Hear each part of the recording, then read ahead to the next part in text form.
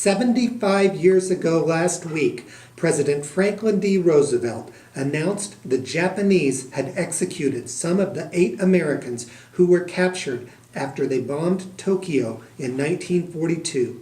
One of those was from Lebo, Kansas.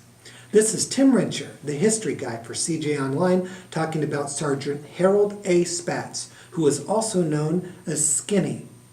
Spatz joined the Army Air Corps after graduating from high school in 1939 at Lebo, located about 54 miles south-southwest of Topeka. Spatz was among 80 airmen who volunteered to take part as the U.S. in April 1942 carried out a bombing raid on the Japanese capital of Tokyo. Spatz was the only Kansan in the group.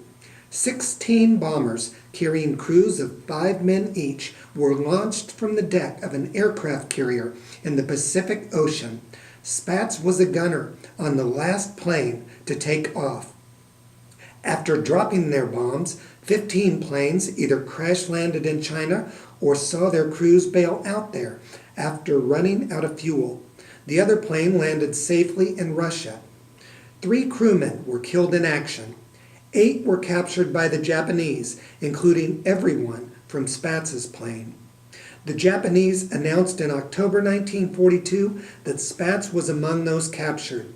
That same month, Spatz and 2 other prisoners, both pilots, were shot by firing squad. The Japanese initially kept the executions secret, but President Roosevelt announced in late April 1943 that the Japanese had killed some of those prisoners. At the time, it wasn't clear whether Spatz was alive.